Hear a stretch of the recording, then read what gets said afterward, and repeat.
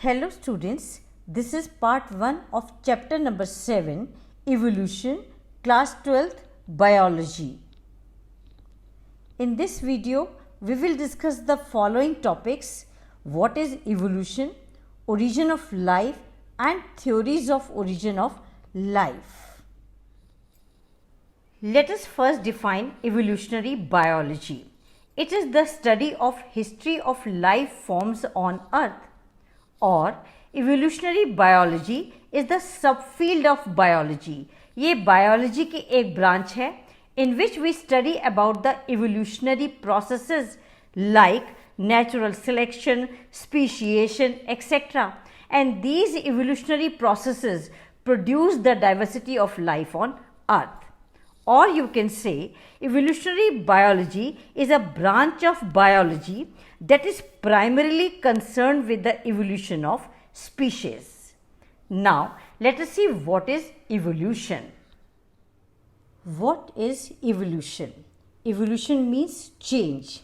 It is a change in genetic composition or in the inherited traits of a population over many generations.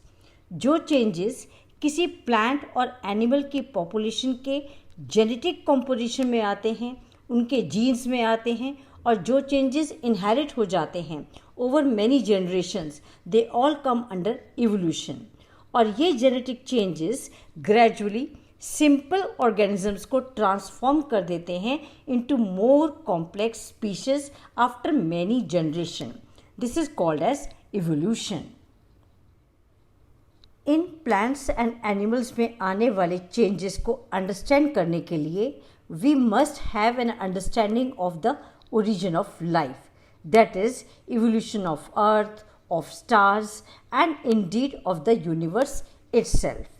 And it is very important to note that the origin of life is considered as a unique event in the history of universe. So let us study some important aspects of universe first. What is universe? Universe क्या है? It is very vast and almost 20 billion years old. Universe में बहुत सी galaxies हैं and a galaxy contains stars and clouds of gases and dust. और अगर हम universe के size को अर्थ के साइज़ से कंपेयर करें तो अर्थ यूनिवर्स में एक छोटे से स्पॉट के बराबर है. नाउ लेट अस सी यूनिवर्स का ओरिजिन कैसे हुआ.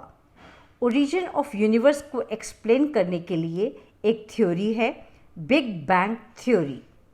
Big Bang theory attempts to explain the origin of universe. Universe की शुरुआत कैसे हुई? स्टार्टिंग में यूनिवर्स एक टाइनी डेंस फायर बॉल की तरह था that exploded due to a single huge explosion called big bang. इस एक्सप्लोजन के बाद, इस बिग बैंग के बाद यूनिवर्स एक्सपेंड होने लगा. Since the Big Bang, the universe has been expanding. In early years, everything was made of gases. ये gases mostly hydrogen and helium थी जो एक्सपैंड होने लगी, कूल होने लगी due to gravitation and formed the galaxies of present day universe. Let us now move to the origin of Earth and origin of life on Earth. The Earth was formed about 4.5 billion years ago.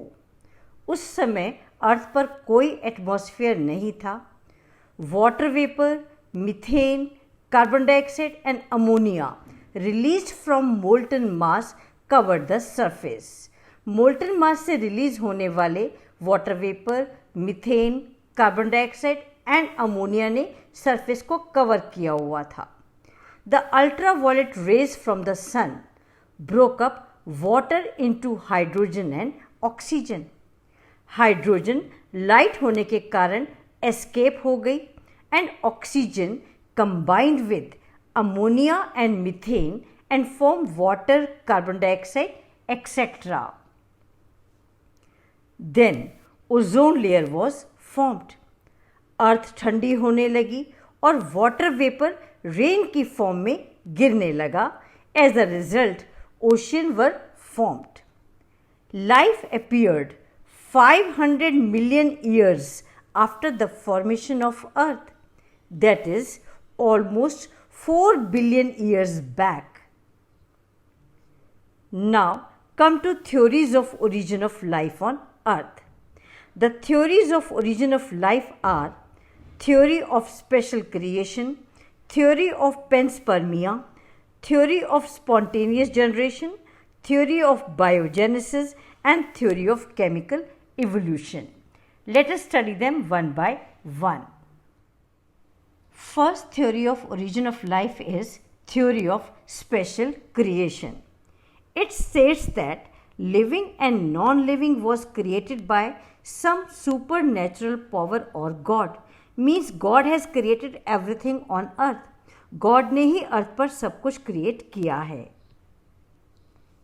Second theory is theory of panspermia. According to early Greek thinkers, the unit of life, spores, were transferred to different planets including Earth. इस theory के accordingly life outer space में exist करती थी और meteorites, asteroids और comets की help से अर्थ पर ट्रांसफ़र हुई. Third is theory of spontaneous generation. बहुत समय तक यह माना जाता रहा है कि लाइफ डिकेड और रॉटन मैटर से क्रिएट हुई है. The life came out of decaying and rotting matter like straw, mud, etc. This was the theory of spontaneous generation. But this theory of spontaneous generation was disproved by Louis Pasteur. He demonstrated that life comes from pre-existing life and not from decayed or rotten matter. इसको demonstrate करने के लिए उन्होंने एक experiment किया. See the diagrams 1 and 2. First class में जो pre sterilise था, क्लोज था, उसमें प्रेजेंट किल्ड ईस्ट में कोई लाइफ डेवलप नहीं हुई. Life did not come from killed yeast in closed pre sterilised flask. लेकिन सेकेंड फ्लास्क में जिसकी स्टेम को ब्रेक कर दिया गया था, this flask was open to air and in this flask new living organisms arose. ऐसा इसलिए हुआ क्योंकि नेक ब्रोकन थी, एयर फ्लास्क के अंदर एंटर कर सकती थी and this air can carry microbes into flask containing killed yeast. Thus, spontaneous generation theory was dismissed once and for all. Next is the theory of biogenesis. This theory is proposed by Francisco Redi, Spallanzani, and Louis Pasteur and states that life originates from pre-existing life. Life can only come from life. लेकिन first life कैसे originate हुई यह explain वो नहीं कर पाए. Let us now move to theory of chemical evolution. It was proposed by Oparin and Haldane. इस theory के accordingly first form of life pre existing non living organic molecules जैसे RNA, प्रोटीन्स एक्सेट्रा से originate हुई. And formation of life was preceded by chemical evolution.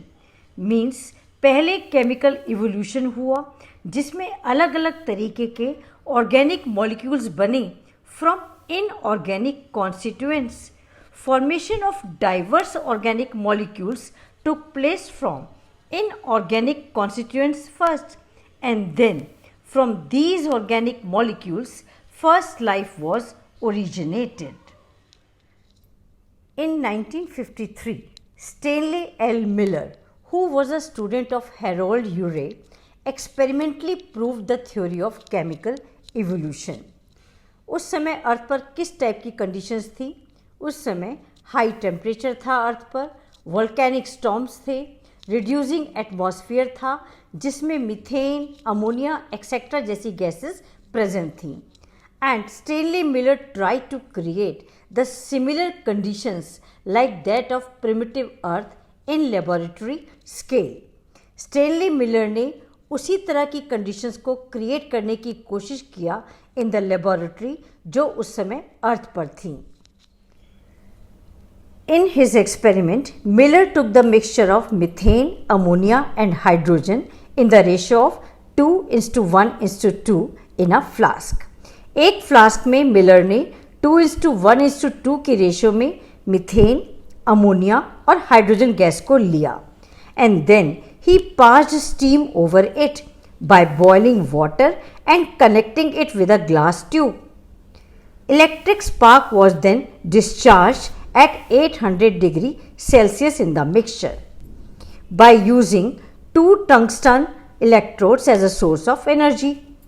Methane, ammonia और hydrogen gases के mixture में steam pass करने के बाद और इलेक्ट्रिक स्पार्क के बाद जो फ्लूइड मिला उसमें एमिनो एसिड्स डिटेक्ट किए गए। He detected amino acids in the fluid obtain. इसी तरीके के एक्सपेरिमेंट्स में others also observed the formation of sugars, nitrogen bases, pigments and fats.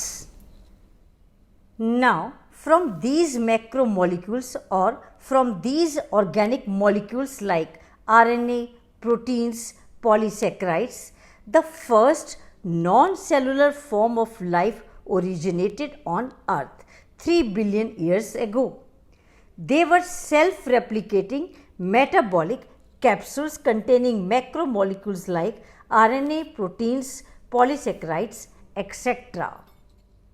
So, first non cellular life के बनने के बाद जो मैक्रोमोलिक्यूल से तैयार हुआ था, जो सेल्फ रेप्लिकेटिंग था, first cellular form of life did not possibly originate till about 2000 million years ago. They were probably single-celled. Remember, at that time, all life forms were in water environment only. So, ultimately, first life originated from inorganic molecules, and this theory of chemical evolution was accepted by majority. So, that's all for today. Thank you very much for staying with me. Subscribe the channel to get the information about my new video. Thank you so much.